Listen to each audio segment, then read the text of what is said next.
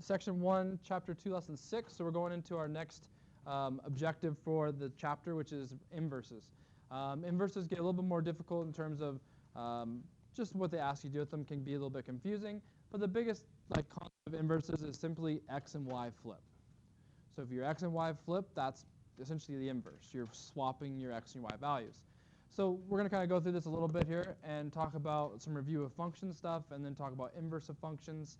And we'll keep expanding upon that. But a function's relation in which an element of A, the domain, your x's, is mapped to one thing of B, the range.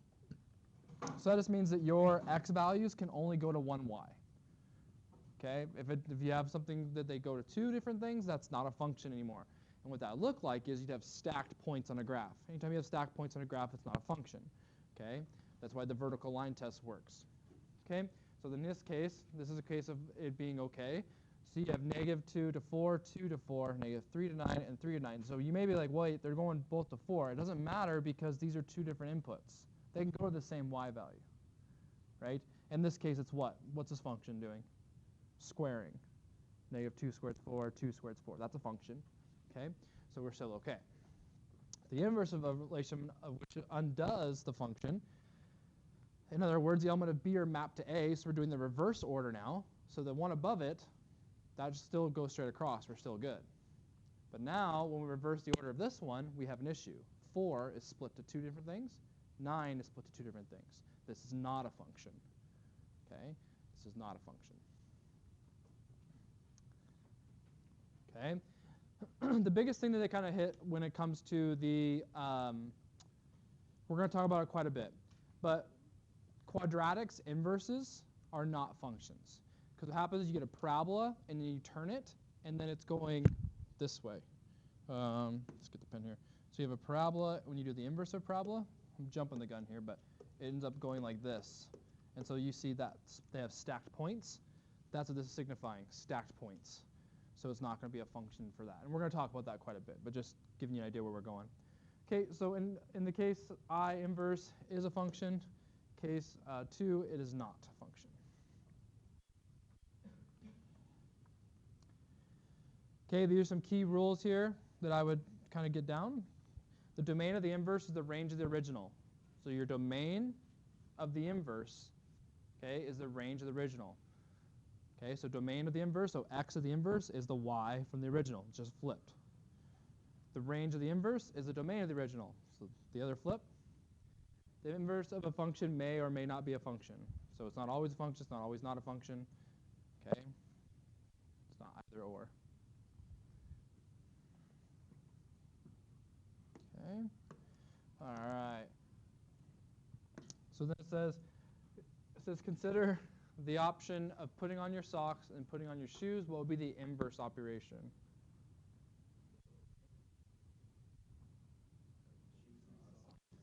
Yeah, taking off shoes. Taking off socks. Okay, taking off shoes and then taking off your socks. All right, so if multiply by 2, what's the inverse? Divide by 2. Okay, is that a function? Yep, that's still okay. Square. Square root. This one's a no. The reason being, when you square, you have plus or minus, so you get two values. That's why the one up there was not. It was a square. The reciprocal. Yep. So reciprocal means flip. So the reciprocal of reciprocal means flip again. So if I say, what's the reciprocal of x? It's 1 over x. What's the reciprocal of 1 over x? It's x. Just flip back and forth. Okay? And that would be yes, that's still a function. Okay, divide 3, add 1. Yep, subtract 1. Multiply 3. And that's still good for a function.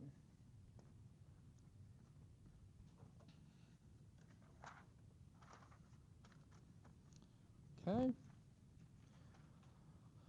All right, so moving on here. So finding the inverse of a function defined by ordered pairs. So consider the arrow diagram on the previous page, the one we talked about that was a function both ways. A function which maps to A and B can be described by the following set of ordered pairs.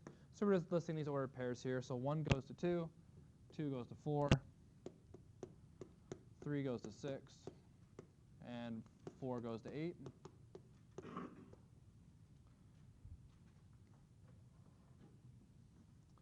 And then the reverse of it, the inverse of it, would be 2 to 1, 4 to 2, 6 to 3, and 8 to 4.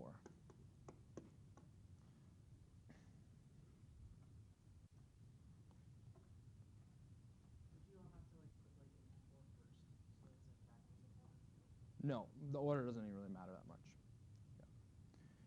Yeah. Okay, so as a notice, the order pairs of the inverse can be obtained by interchanging the first and second coordinates. And the reason that is because our coordinates are coordinates of what?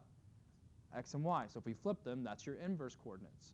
Okay, so it's quite simple to figure out what the inverse coordinate is. Actually, coordinates are very, really easy to do compared to functions, because functions we have to flip X and Y and solve. With coordinates, we simply just flip. Okay, so coordinates are a little bit smoother in this process. So notice the order pairs again, so we switched them.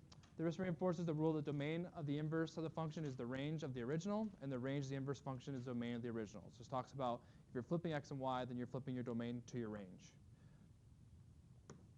All right. Consider the function defined by the following set of ordered pairs. So here's a function by this ordered pairs. Describe the inverse of the function by a set of ordered pairs. So we're just going to reverse them. That simple.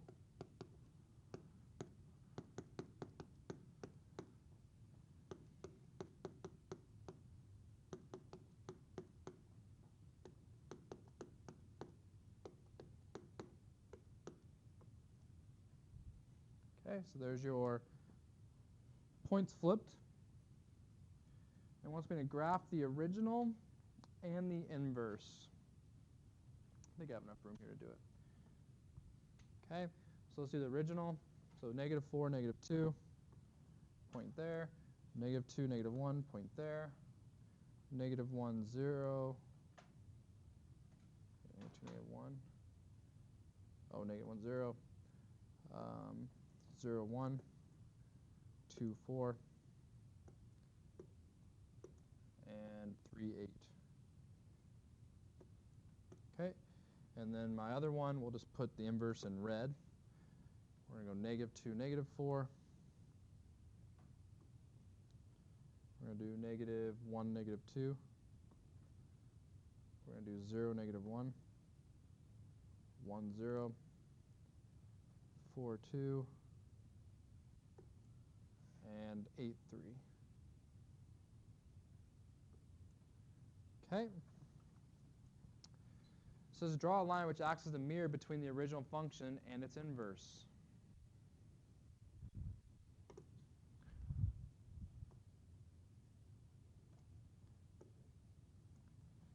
Does anybody know what the equation of that line is? Y equals X. Not a coincidence. So inverses, the functions reflect over the Y equals X line, which makes sense because we're flopping X and Y. Okay? Does that make sense? So state the equation of the mirror line, Y equals X. Okay, any questions with that? So we're going to use that. So we're going to use the knowledge of flipping points, X and Y, the knowledge of reflecting over the Y equals X line, and then we're going to work with a function piece where we flip X and Y and solve for Y again to get the new inverse function. Okay? Any questions so far on inverses? No? Okay.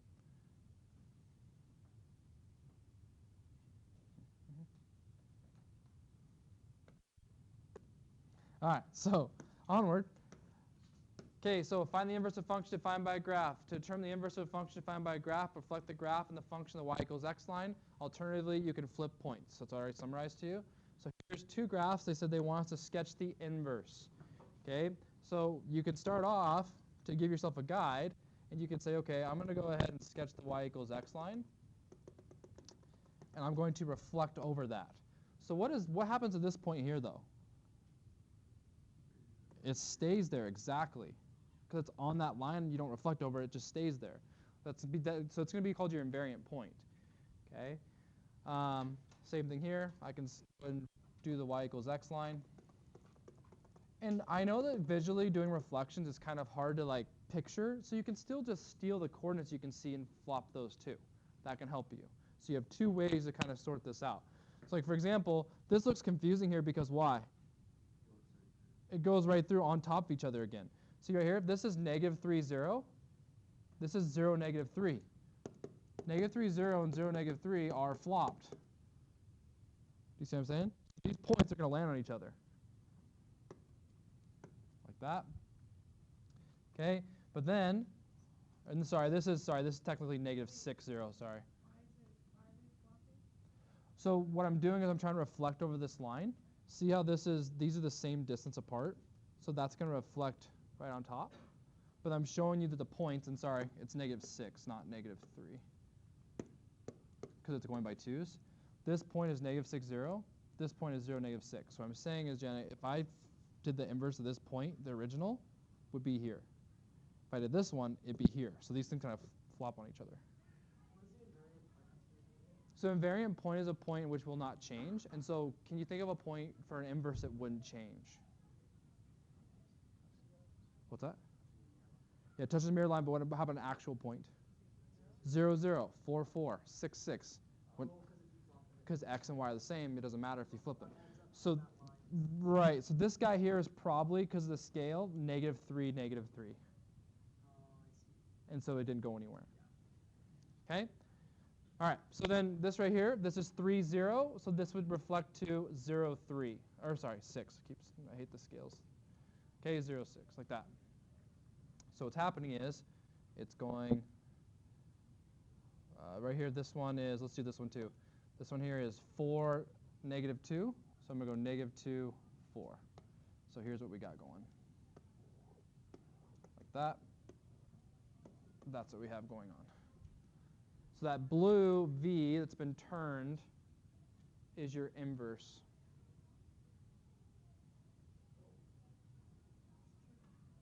Yep. Okay, let's look at the other one here. So 0, 2 means I'm going to put to 2, 0. So it's going to be right here.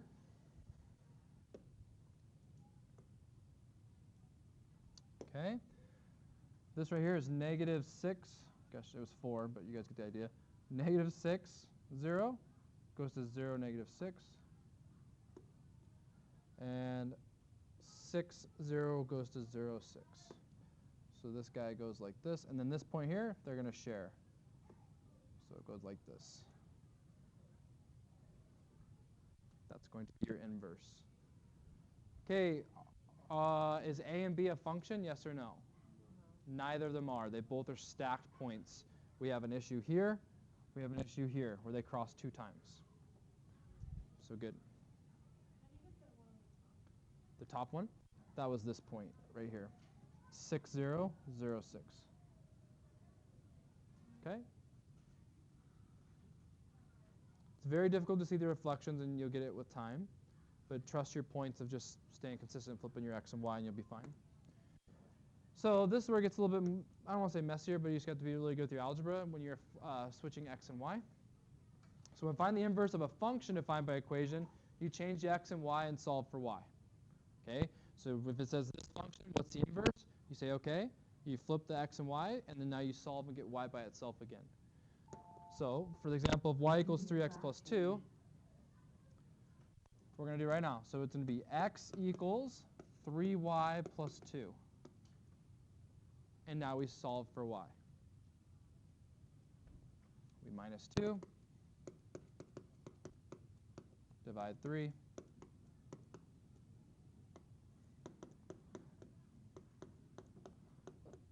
Y equals 1/3 x minus 2/3. Okay. Kind of the cool thing on these is, if we graph 3x plus 2,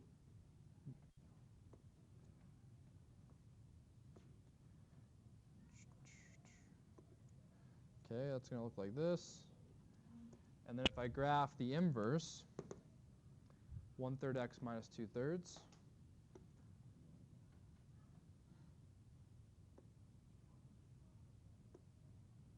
it goes like this. And so then if you look at it,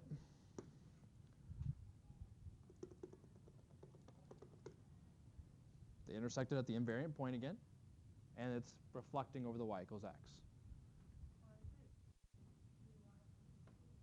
3y plus 2, we flopped x and y, right? That's what we're doing. We flop x and y to get the inverse function and solve for y. Yeah. All right. So we did graph on the board. Then C says, is the inverse function defined also a function? The last question down there. Yes. They're both lines. Okay.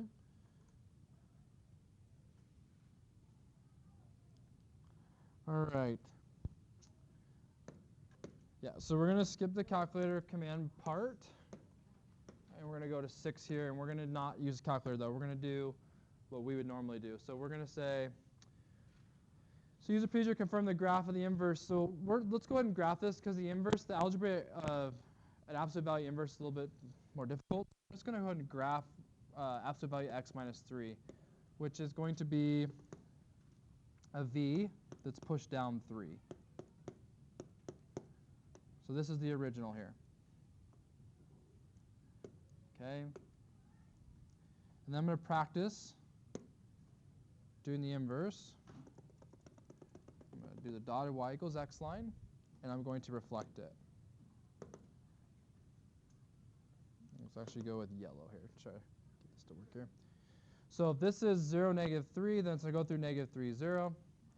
But it's going to take off this way, because as these numbers get bigger, when I flip, it's going to get lower. Okay, and then this part is going to reflect like to here. And so it's going to go like this. See, this is 3, 0, so it's going to go through 0, 3, like that. So, whoa, that was a little too steep there, wasn't it? Maybe like that, it's a little better. Okay. And so you can see you have your inverse function there. And again, that inverse would not be a function. Okay. All right, that's it for today.